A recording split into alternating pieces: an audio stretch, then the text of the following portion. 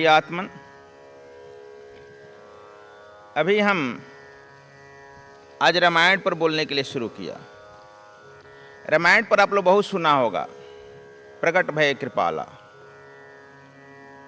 लेकिन अभी इस बार हम जो कुछ बोलेंगे शायद कम समझेगा लोग, लेकिन समझने की चेष्टा करना। कबीर दास जी एक उक्ति कहे हैं, कहे कबीर का दिन जी है जूठा पतल चाट के। कबीर के सिद्धांत को पढ़ने के पहले हम कहते हैं, डॉक्टर हजारी प्रसाद द्विवेदी कबीर साहित्य पर रिसर्च किए तो कहते थे हम लोगों से कि कबीर साहित्य पढ़ने के पहले रामायण, गीता, उपनिषद का गहरा अध्ययन करना पड़ेगा। इसके बाद योग की विधाओं से गुजरना पड़ेगा, नहीं तो कह देगा बरसे कंबल भीजे पानी, कबीरदास के उल्टा बानी। इसके सिवा कुछ लगेगा नहीं, क्योंकि कबीर उपासना कांड पर बोले हैं। उपासना तुम लोग नहीं जानता है, कई बार मैं समझा चुका हूं। चारों वेदों में 1,00,000 ऋचाएं हैं। 80,000 ऋचाएं जो हैं क्रम कांड की है।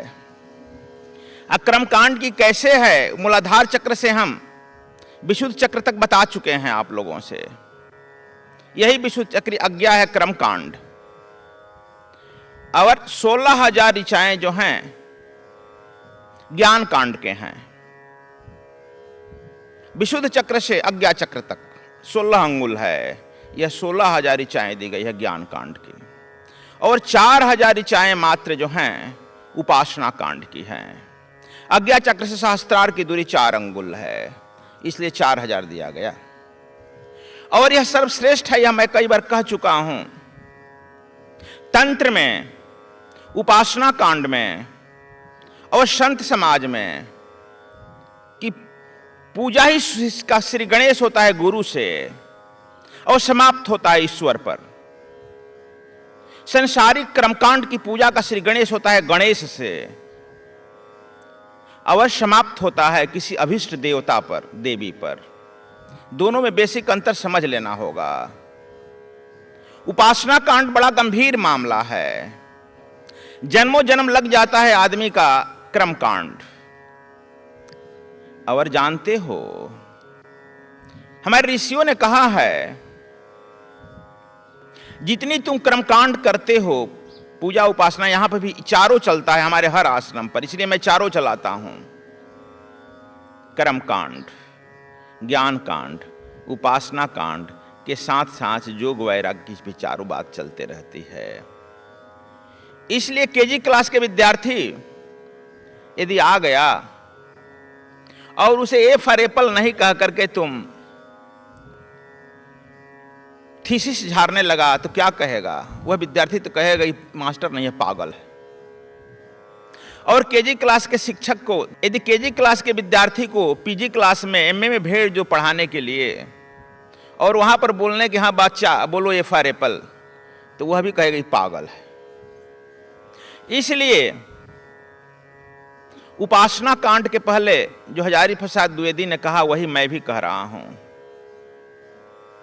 इन पद्धतियों से गुजरना पड़ेगा।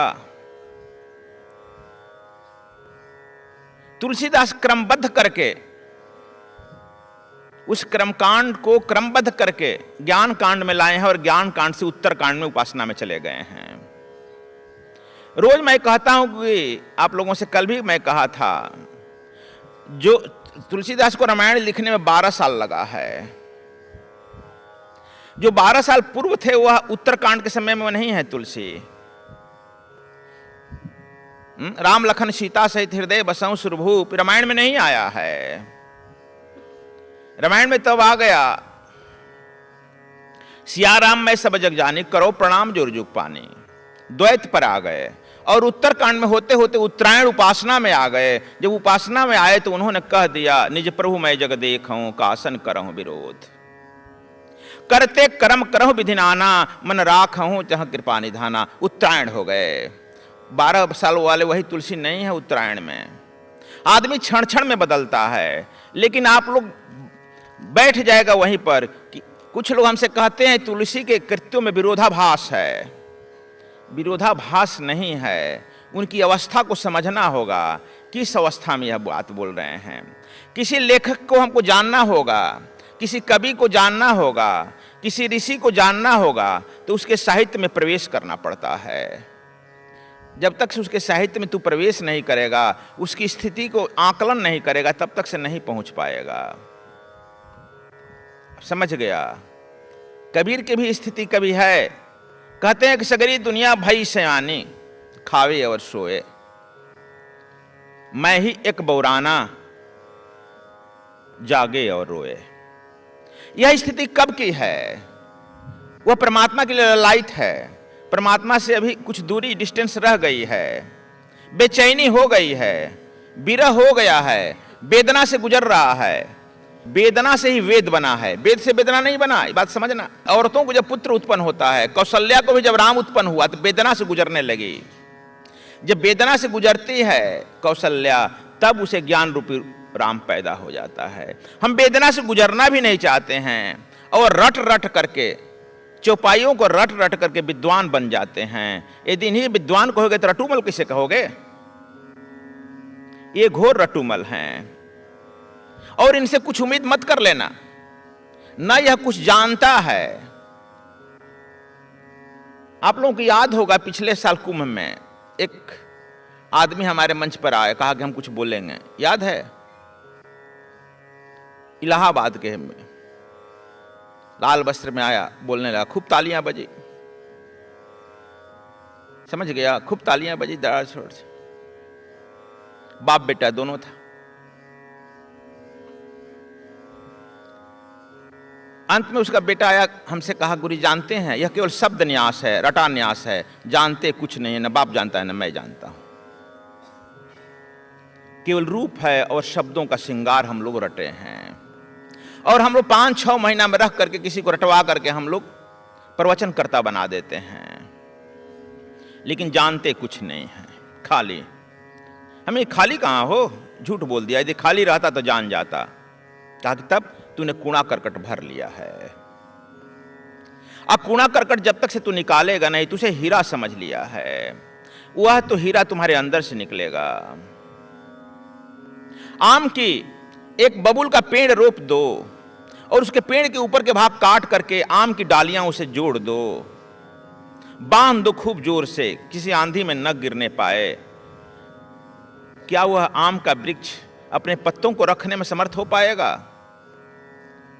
अपने पत्तों को रखने में समर्थ नहीं कर पाएगा तो क्या उससे फल फूल लगेंगे?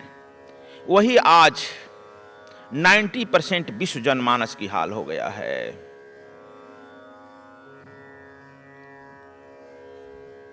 इसलिए कबीर साहब को कहना पड़ा, कहे कबीर कदें जी हैं जूठा पतल चाट का। अब समझ लो, वह तुलसी का रामायण है, तुलसी का राम है। तुलसी ने उस राम को देखा है, अनुभव किया है, समझा हुआ लिख दिया और स्पष्ट लिखता है, स्वांता सुखाय भाषाबद्ध कराओ। अपने स्वांता सुखाय के लिए, अपने आत्म सुख के लिए वह लिख दिया और तुमसे उसको नहीं मिलेगा। एक आदमी खाना बनाया, खाया और पत्तल फेंक दिया। तुम पत्तल को ले करके सजो लो, फिर अवसर पाते ही भूख लगे तो चाटने लगो, उस पत्तल से तुम्हारा भूख नहीं मिटेगा।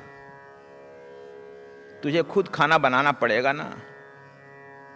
खाना बनाने की भी वेदना से गुजरना पड़ेगा, हाथों जलता है, और तब पत्तल ना लेना पड़ेगा, उस पर खाएगा, तब तुम्हारी भूख तृप्त होगी। लेकिन अध्यात्म के मानने में हम लोग बड़ा कंजूस और कृपण और मलेच्छ हो गए हैं, सदियों से हुए हैं। जो अध्यात्म नहीं जानता है वह क्या शास्त्रों को रख करके अपना फिर बात बोलने लगता है, और तुम बड़े प्रभावित हो जाते हो। मैं बचपन से नहीं प्रभावित हुआ। हम तो सदैव से कहते रह गए रटूमल है। यदि मैं कई बार विश्वविद्यालयों में या कई बार लोगों को प्रवचनकर्ताओं के बीच में कह दिया है, रुक जाओ एक बार, कथावाचक रुको जरी, मेरी बात सुन लो। तुम लोगों को कहने की हिम्मत नहीं है शायद।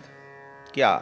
एक तरफ रामायण रख दो, गीता रख दो, उपनिषद रख दो, अपनी बात बोलो। मौन हो जाता है, अपनी बात कोई है ही नहीं।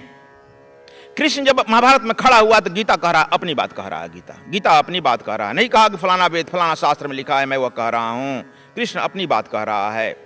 और वही कृष्ण जब महाभारत समाप्त हो गया है, अर्जुन कह रहा है कि जरा पुनः गीता सुनाइए, वह कहता है मैं गीता भूल गया।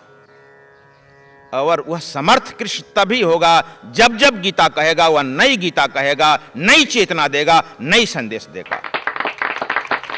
यदि वही रटा रटा श्लोक सुना रहा है, वह कृष्ण नहीं होगा, कथावाचक हो जाएगा, रटूमल हो जाएगा, पोंगापंथी हो जाएगा और 2 टके का हो जाएगा। नानक के साथ यही है। नानक भी कहता है, एक ओंकार सतनाम करता पुरुष निर्भव निर्वैर, अकाल मूरत अजूनी सभयम गुरु प्रसाद, बह निकली है यहां से निर्झर। और कबीर भी जब खड़ा हुआ इस काशी में तो ये भी शुरू करता है, एक अंड ओंकार से सब जग भया पसार, निकल गया। वो अपनी बात कहने लगा। संत सारे अपनी बात कह रहे हैं। तुलसीदास काशी में अपनी बात कह रहे हैं, वाल्मीकि अपनी बात कह रहे हैं, हम उन्हीं की बात कहने के आदी हो गए हैं। अब तुम लोग समझ गया होगा। इसी तरह से उस रामायण, हम लोग जब राम कहने लगते हैं, रामायण की बात करने लगते हैं, तो समझ लेना राम मेरा एक बहाना है। राम के लेवल से ही तुम पहचानते हो, कृष्ण के लेवल से ही पहचानते हो। वह लेवल तुम्हारे लिए लगा दिया गया, तुम्हारे मन के लिए लगा दिया गया। फिर तुम कहेगा मैं जा रहा हूं, तब तुम्हारी आस्थाएं 2 टके की हैं, धराशायी हो जाती है। पंजाब में मैं जाता हूं, जपजी साहब पर बोलता हूं। 10 दिन तक मैं जपजी साहब पर बोला गुरु नानक के। वहां भी मैं कह दिया कि जपजी साहब नानक मेरे बहाना हैं, अपनी बात इनके माध्यम से कह रहा हूं। शराब का बोतल किसी स्टैंडर्ड कंपनी का बोतल है, लेबल उसी का लगा दिया हूं, लेकिन शराब अपना डाल दिया, इसलिए कि तुम नई ब्रांड के पहचानने के आदी नहीं हो, पुराने ब्रांड को ही पहचानते हो। इसलिए बोतल वही रख लिया हूं, लेबल वही रख दिया हूं। लेकिन संभवतः जब तुम्हें नशा करने लगेगा, तब तुम वह बोतल को छोड़ करके वह शराब खोजने लगेगा। यह बड़ा भयंकर शराब है। जब तुमको इसमें नशा लग जाएगा, अंदर से तुम्हारी गंगोत्री खुल जाएगी, अंदर का तुम्हारा कपट द्वार खुल जाएगा और वह गंगोत्री तुम्हारे अंदर से निकल जाएगी कल चल करते हुए। तब तुम्हें किसी टंकी के पानी की जरूरत नहीं पड़ेगी, तुम अपने आप में मस्त हो जाएगा। और बिन पढ़े बके पुराना, जब तुम बोलेगा बिना पढ़े बिना जाने, वह तो पुराण है, वह तो शास्त्र है। जब पुराण नहीं था, वेद नहीं था, तो ऊपर भी गुरु थे, साधनाएं थी, धर्म था। इसलिए रामायण एक हम भी लिखे हैं इसी माध्यम से कि तुम समझेगा। इसका नाम हमने रख दिया है मेरे राम। मेरे राम इसलिए कि तुम्हें कहीं कंट्राडिक्ट हो, समझने में हो बात, इसलिए मैं जान समझ कर लिख दिया। तुलसीदास भी वह अपना ही राम लिखे हैं, लेकिन तुम नहीं समझ पाया। लिखे हैं राम चरित्रमानस।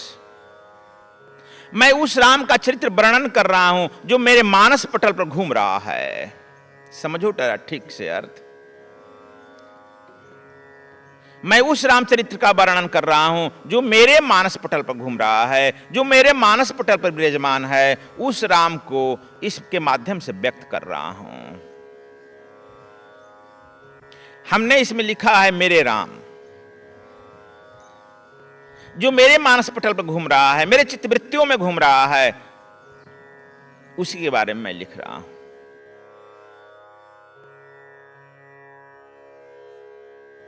धर्म है क्या?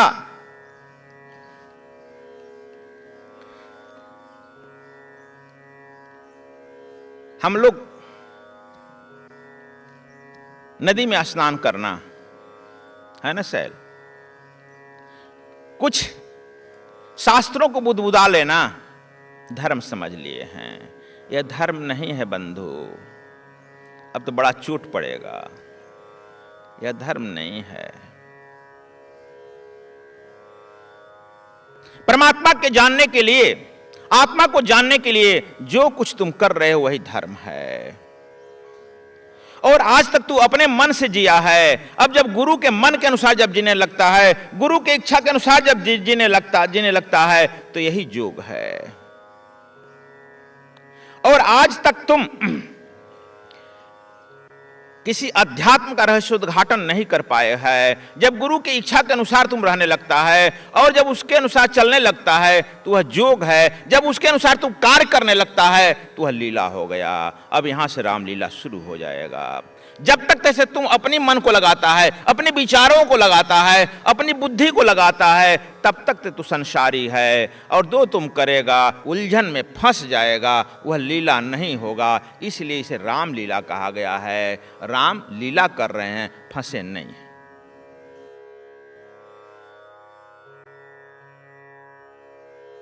मैं जसविंदर सिंह, अभी महात्मा हूँ पटियाला से। अभी सतगुरु धाम आश्रम पटियाला में मैं गुरु जी के आदेश से महात्मा के पद पे हूँ। मैंने आज से 8 साल पहले गुरु से जो दीक्षा ली थी, उसके बाद में मेरे जीवन में बहुत से रूपांतरण आए हैं। उनकी इतनी कृपा है कि मैं बयान नहीं कर सकता। मैं उसके पहले पीछे से बोलता हूँ कि 15 साल पहले मैं ओशो फील्ड में भी गया था।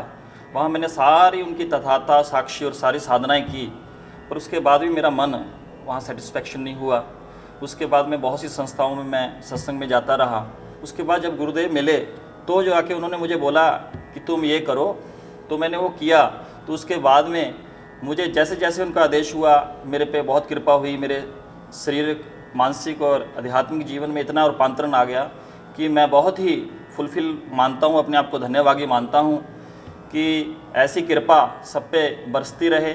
उन्होंने जो जो कहा, जैसे जैसे कहा, वैसे वैसे होता रहा और मुझे ऐसे अनुभव समाधि के और ऐसे अनुभव ध्यान के हुए, जिससे मैं कहता हूं कि आज सतगुरु स्वामी कृष्णानंद जी की जो सोसाइटी है या जो संस्था है, उससे अगर आप जुड़ते हैं सतगुरु से, तो ही आपका भला हो सकता है। बाकी इस जीवन में बहुत सी ऐसी अभी संस्थाएं हैं जो ये कह रही हैं कि हम ध्यान समाधि और सब करवाते हैं, पर वो लेके नहीं जा पाते। मेरा ये पर्सनल अनुभव है कि यहाँ आके जो उच्चतम श्रेणी में आप प्राप्त कर सकते हैं, वो कहीं भी प्राप्त आप कर नहीं सकते।